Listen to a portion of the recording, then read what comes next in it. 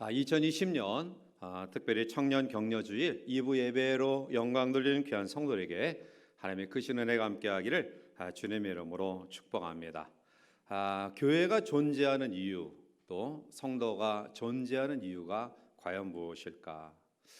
아마 이 물음에 가장 합당한 답이 있다고 한다면 오늘 바울의 고백처럼 우리에게 주시는 말씀, 하나님의 영광을 위하여 살아가는 존재다. 하나님의 영광을 위하여 교회가 존재한다라고 이야기할 수 있을 것입니다.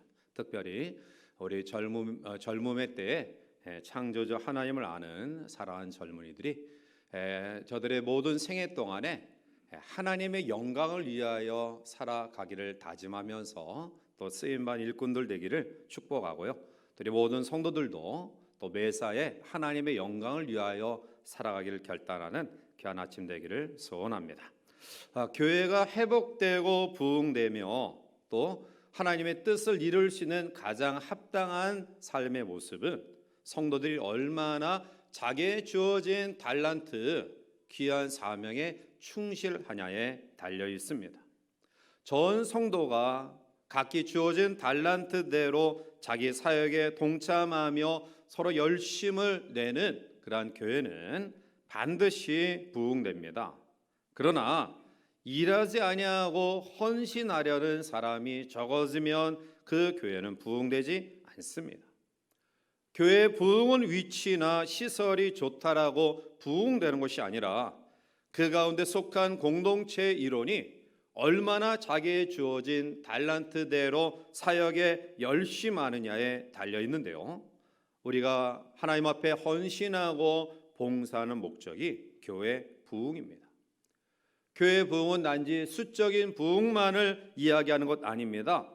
교회 부흥은 하나님이 명령하신 명령을 구체적으로 실현하는 것입니다. 즉 구원받는 무리의 수가 날마다 늘어나고요, 하나님의 나라가 확장되고요, 더 나아가 세상을 변화시키는 일이 바로 부흥입니다. 따라서 우리의 주어진 달란트대로 헌신하고 봉사해서 교회가 부흥된다라는 것은 결국 하나님의 뜻을 이루는 성도, 하나님의 뜻을 이루는 교회 된다라는 것입니다. 자, 그러면 어떻게 하는 것이 우리의 주어진 달란트와 사역을 잘 감당하는 것일까요? 그것은 하나님의 영광을 위하여 하는 것입니다. 사도 바울은 사명에 철저한 사람이었습니다. 그런데 그는 오늘 본문 31절에 이렇게 고백합니다. 그런즉 너희가 먹든지 마시든지 무엇을 하든지 다 하나님의 영광을 위하여 하라. 바울은 자기가 왜 존재하는지, 또 하나님께서 자기를 국적으로 구원의 반열에 세워주셔서 사명을 왜 주셨는지를 분명히 알았던 사람입니다. 그래서 그는 그의 주어진 사명을 끝까지 감당할 수 있었습니다. 그 목표는, 깨달음은 하나님의 영광입니다. 로마서 15장 9절에 이방인들도 그 긍휼하심으로 말미암아 하나님께 영광을 돌리게 하려 하심이라. 기록된 바 그러므로 내가 열방 중에서 주께 감사하고 주의 이름을 찬송하리로다 함과 같으니라. 갈라디아 1장 24절에 나로 말미암아 하나님께 영광을 돌리리라. 빌립보서 1장 11절에 예수 그리스도로 말미암아 의의 열매가 가득하여 하나님의 영광과 찬송이 되기를 원하노라. 사도 바울은 바로 매사에 하나님의 영광을 위하여 존재한다. 자기의 말과 행실과 그리고 삶의 모든 모습들이 하나님의 영광에 초점이 맞춰져 있습니다. 그래서 그는 자기의 주어진 청지기의 사명을 감당할 수 있었던 것입니다. 오늘의 기독교가 있게 된 종교개혁자인 마틴 루터는 그가 5가지 슬로건을 가지고 종교개혁의 정신을 우리에게 보여주고 있는데요. 오직 성경, 오직 은혜, 오직 믿음, 오직 그리스도, 그리고 오직 5번째로는 하나님의 영광을 위하여. 개혁이란 하나님의 영광을 드러내기 위한 목적 속에 이루어지는 것이다. 우리의 삶의 변화, 또 우리의 공동체의 진정한 변화와 개혁은 과연 하나님의 영광을 위하여 내가 존재하고 있는가? 하나님의 영광을 높이 드러내는 공동체로 세워져 있는가? 이 부분에 대해서 우리가 부족함을 느끼다고 한다면 이것을 변화시키는 것이 바로 개혁이다. 이것이 회개며 변화다라는 것입니다. 자, 그러면 오늘 바울을 통해 우리에게 주시는 하나님의 영광을 돌리는 삶을 살기 위해서는 우리가 어떤 믿음의 결단을 가지고 살아가야 될 것인가? 본문을 통해 몇 가지로 교훈하고 있는데요. 제일 첫 번째로는 자기의 유익을 포기해야지만이 하나님의 영광을 드러낼 수 있다는 것입니다.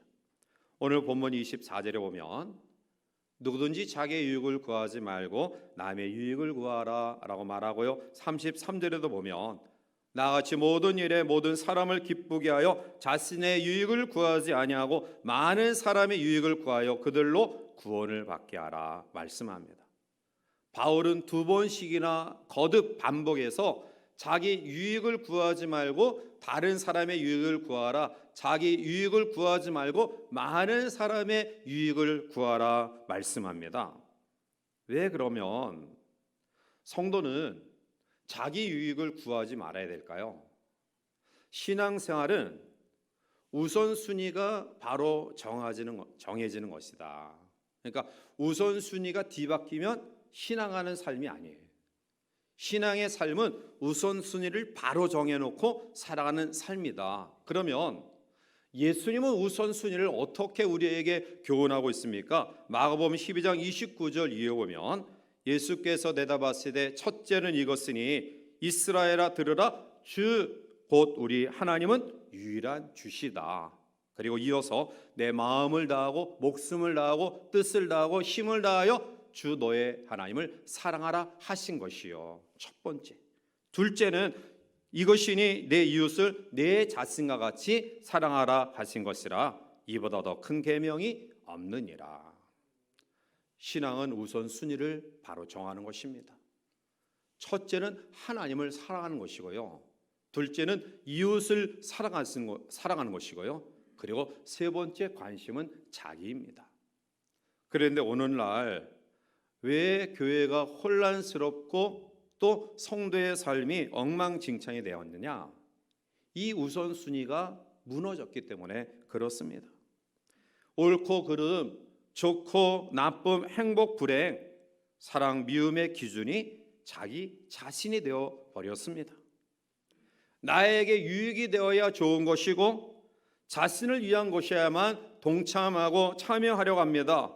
그러나 교회 생활은 편안함과 안일함을 추구하는 삶이 아니라 교회는 수고와 희생을 필요로 하는 것이 바로 교회입니다. 우리가 교회 생활 가운데서 득을 얻겠다 이런 마음을 가지면 그 교회 생활은 실패입니다.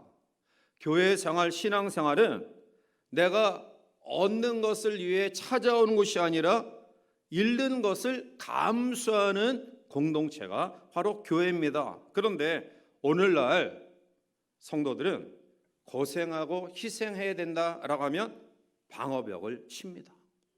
머뭇머뭇거립니다. 멈칫거립니다. 그리고 피하든지 그 상황을 도망가려고 합니다. 한국 교회의 가장 큰 위기는 무엇이냐? 대형 교회로 흘러가는 이 흐름의 분위기가 바로 한국 교회의 위기입니다. 오늘날 우리 성도들이 개척 교회나 또 미자립 교회를 섬기기를 굉장히 꺼려합니다.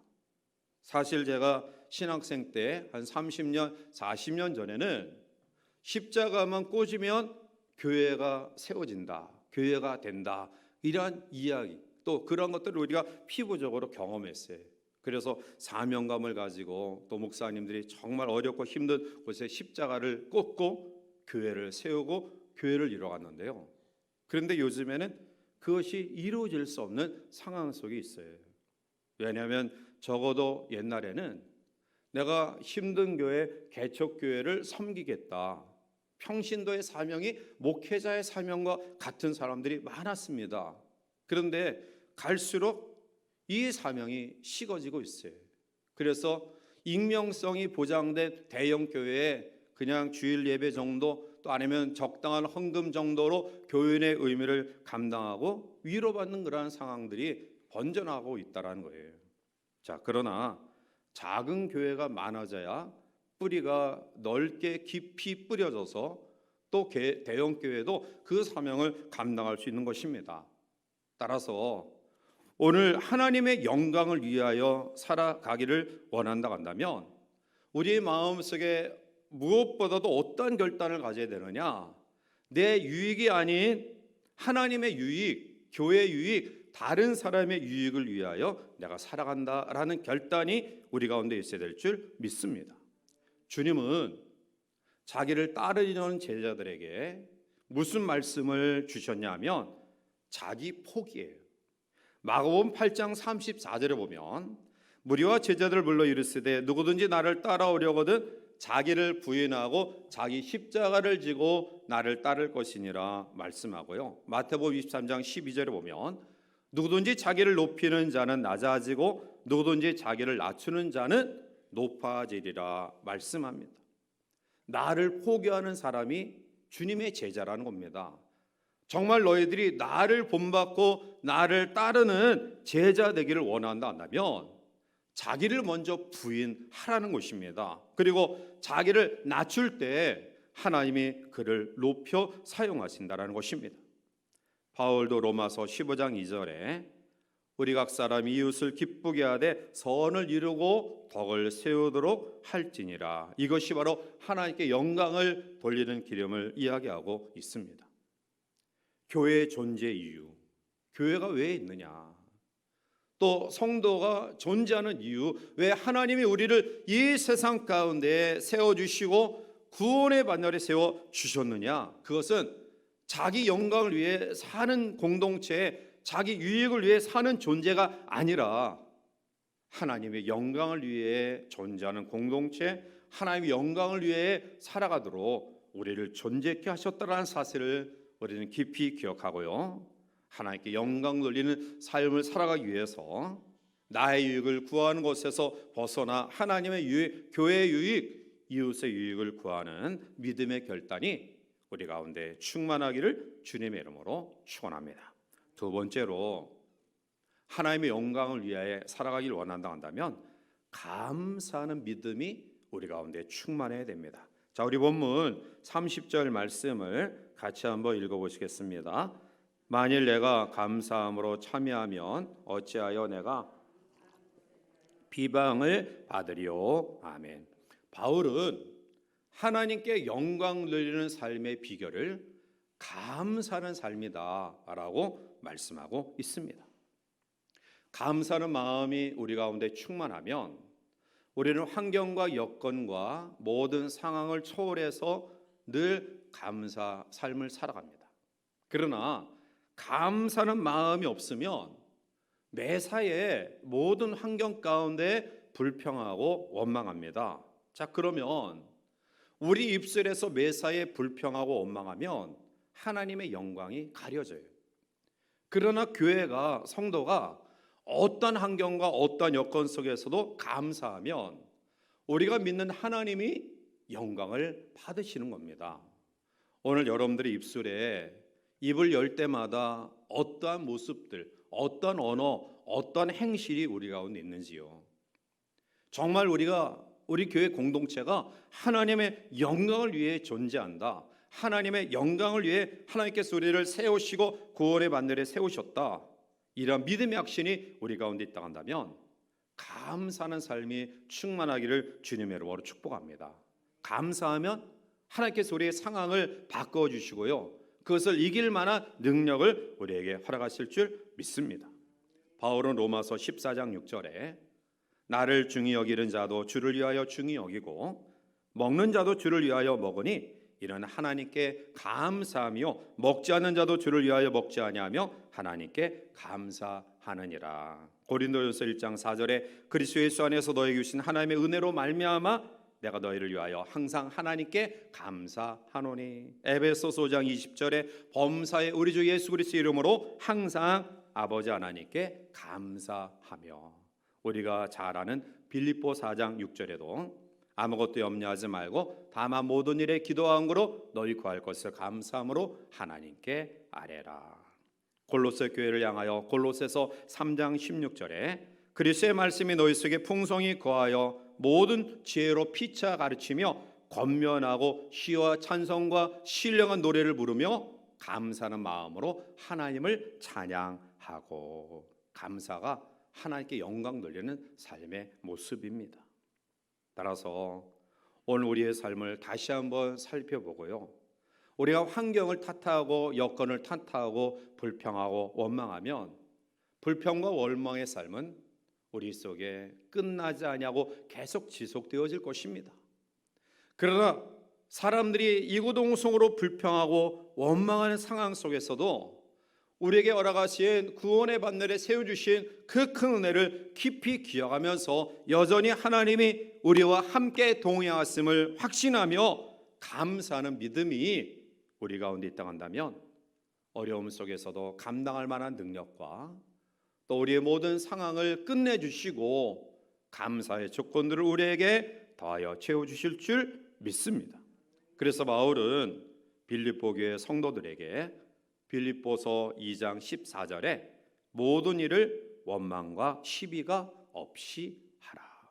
에베소 교회 성도들에게는 에베소서 5장 4절에 누추함과 어리석은 말이나 희롱의 말이 마땅치 아니하니 오히려 감사하는 말을 하라. 우리에게 권고하고 있습니다. 그렇습니다. 서로가 서로를 감사로 고백하고요, 또 더 나아가 하나님께 감사로 우리의 신앙을 표현하는 성도들이 되시기를 바랍니다.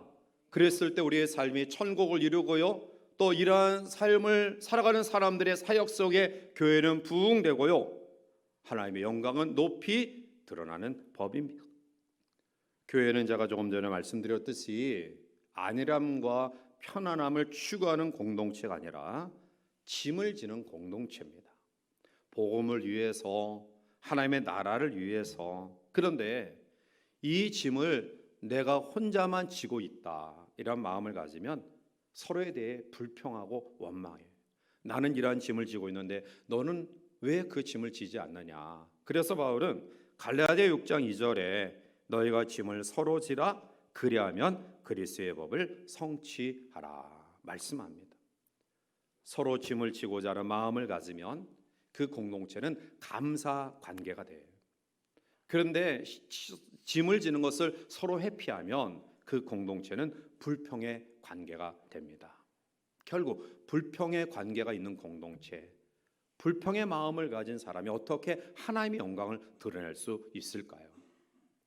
세상은 짐지기를 피하지만, 희생하기를 멀리하지만, 교회는, 성도는 바로 희생을 감수하고 또 복음을 위한 짐을 서로 지기를 기꺼워하는 마음을 가질 때 그 삶을 통해 하나님의 영광을 높이 드러나는 법입니다. 따라서 사랑하는 성도들과 또 우리 모든 청년들 마음속에 내가 하나님의 영광을 위해 살아간다, 그러기 위해서는 어떠한 경우에도 감사하는 삶을 살겠다. 하나님, 내 입술에 파수꾼을 두어서 지켜주시옵소서. 불평이 목 끝까지 올라왔어도 표현되어지는 언어는 감사의 표현이 되기를 원합니다. 이러한 믿음을 통해서 하나님의 영광을 드러내시길 바라고요, 또 하나님의 영광을 받으신 우리를 통해 더 귀하고 존귀하게 사용하는 교회와 우리 귀한 젊은이들이 되시기를 주님의 이름으로 축복합니다. 세 번째로 하나님의 영광을 위한 삶은 바로 교회를 부흥시키는 데에 기여자가 되어야 된다. 자, 오늘 본문은 32절에 이렇게 우리에게 권면합니다. 자, 우리 32절을 함께 읽습니다. 유대인에게나 헬라인에게나 하나님의 교회에나. 아멘. 하나님의 영광을 위하여 살아가기를 원한다고 한다면 복음의 방해자가 되어서는 안 됩니다. 즉 거치는 돌이 되어서는 안 된다라는 것입니다. 그것은 무슨 말이냐면 자기도 천국에 들어가지 못하고 다른 사람도 천국에 들어가지 못하게 하는, 사람의 영혼을 파괴시키고 사람의 영혼을 죽이는 거치는 돌이 되어서는 안 된다. 하나님의 영광을 위해 살아가기를 원하고 또 하나님의 영광을 드러내는 삶은 거침돌이 아니라 디딤돌이 되어야 된다. 다른 사람이 나를 딛고 구원의 반열에 세워지고, 다른 사람이 나를 딛고 하나님의 사람으로 세워지고, 다른 사람이 나를 딛고 생명의 놀라운 역사를 경험하는 사람으로 세워진다 한다면 나는 디딤돌의 역할을 감사하며 감당하겠다. 이런 의식과 믿음을 가질 때 그를 통해, 디딤돌이 된 그를 통해 가정은 세워지고요, 교회도 세워지고요, 하나님의 나라는 아름답게 확장되어지는 것입니다. 사도행전 9장 31절에 보면 그리하여 온 유대와 갈릴리와 사마리아 교회가 평안하여 든든히 서가고 주를 경외함과 성령의 위로로 진행하여 수가 더 많아지니라 말씀합니다. 즉 초대교회는 성도의 삶 속에서 서로 격려하고 위로하고 사랑하고 함께함으로 말미암아 평안하여 든든히 세워지고, 그리고 하나님 앞에 구원받는 무리의 수가 날마다 늘어나는 역사를 경험케 되어집니다. 든든하게 세워지지 못하는 이유는 힘이 분산되기 때문에 그래요. 그러나 그 힘이 집중되어질 때 하나님의 교회는 부흥되고요, 이것이 바로 하나님의 뜻을 이루는 결과를 초래하는 것입니다.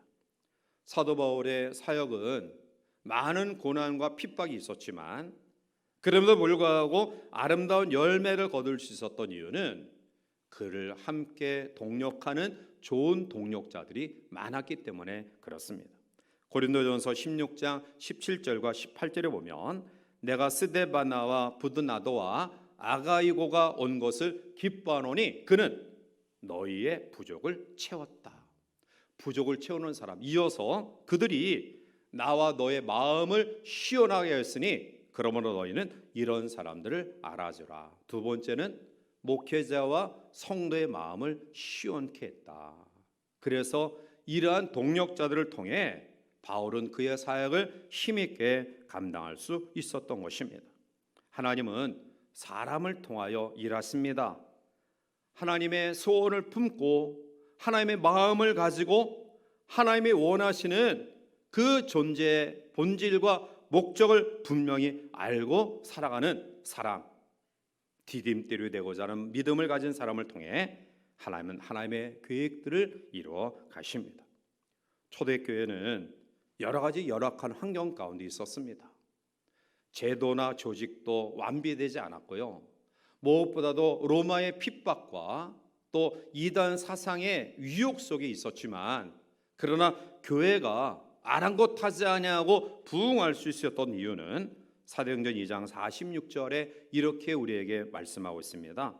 날마다 마음을 같이하여 성전에 모이기를 힘쓰고 집에서 떡을 떼며 기쁨과 순전한 마음으로 음식을 먹었다. 다시 말하면 마음을 하나로 묶어서 서로를 격려하고 위로하고 디딤돌이 되었기 때문에 교회가 부흥되고 또 외부의 핍박 속에서도 하나님의 복음은 힘있게 전파되어진 것입니다.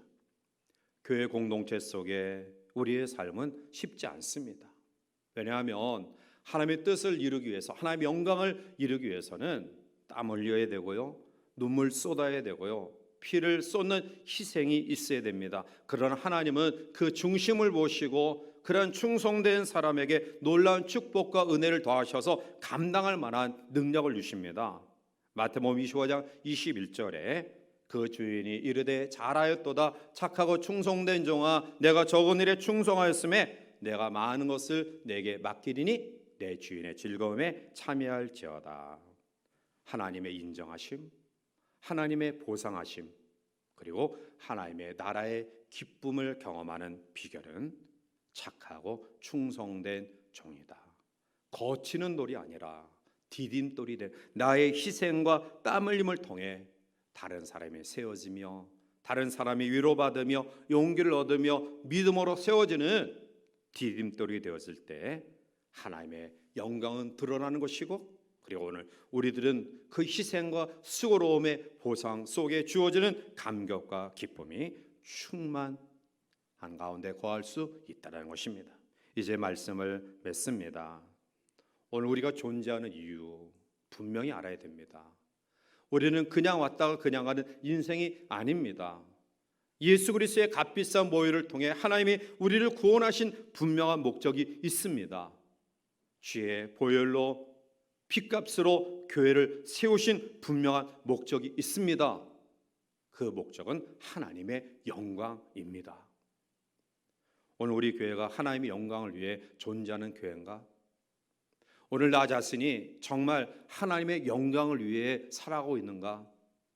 다시 한번 우리의 부족함과 연약함들이 말씀 속에 깨달아진다 한다면 하나님의 영광을 위해 살아가는 삶 세 가지 꼭 기억하십시오. 우선순위를 바로 하셔야 됩니다.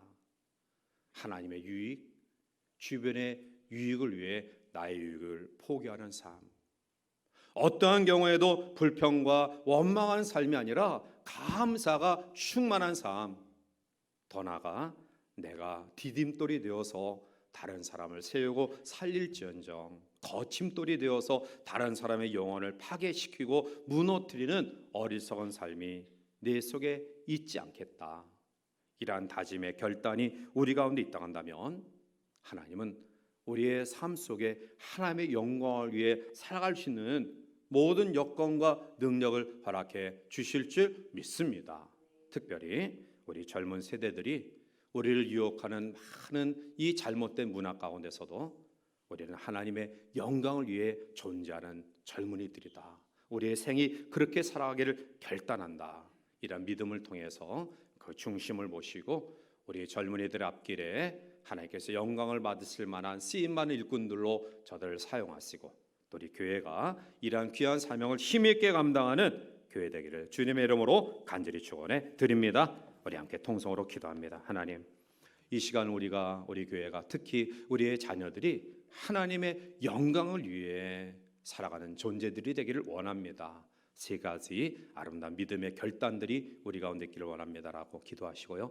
또 우리 코로나19 재난이 빨리 종식돼서 우리 자녀들이 마음껏 이곳에 와서 뛰놀고 예배하고 또 어르신들과 한우들이 염려하지 아니하고 하나님께 와서 예배할 수 있도록 우리 함께 통성으로 기도합니다. 할렐루야. 걸어가시고 존귀하신 하나님, 특별히 2020년 우리 청년 격려 주의를 통해서 우리 젊은이들이 어떠한 삶을 살아가야 될 것인가를, 또 우리 성도들이 어떠한 믿음으로 우리의 삶을 살아갈 것인가를, 우리 교회가 어떠한 존재의 목적을 가지고 존재해야 될 것인가를 말씀 가운데 깨닫게 하시니 감사합니다. 하나님의 영광을 위하여 존재하며 하나님의 영광을 위하여 살아가는 우리 젊은이들과 성도와 교회 되기를 원하오니 하나님 우선순위를 바로 세워서 자기를 부인하는 삶이 우리 가운데 있기를 원합니다. 불평과 원망하기보다는 감사하는 삶이 충만하기를 원합니다. 하나님, 내가 희생하여 수고하여 디딤돌이 될지언정 거침돌이 되지 않도록 인도하여 주셔서 우리 살아가는 젊은이들이 하나님의 영광을 위하여, 우리 교회가 하나님의 영광을 위하여 세워져 더 큰 하나님의 보상과 인도하심과 축복 속에 가기를 원합니다. 코로나 재난은 우리에게 많은 깨달음을 주었사오니 이제 신앙의 귀한 경각심을 가지고 아버지 앞에 우리의 연약함을 회개하며 고백하며 하나님을 의지하는 믿음으로 세워지는 축복의 이 기회가 되기를 원합니다. 종식되어 우리의 자녀들이 마음껏 주 앞에 나와 예배하며 환우들과 어르신들이 마음껏 주님 앞에 찬양하며 기도하며 예배할 수 있는, 그리고 우리의 매 순간순간이 주의 성전을 가까이하며 사역할 수 있는 축복의 은혜를 허락하여 주시옵소서. 감사하고 예수님의 이름으로 기도하옵나이다. 아멘.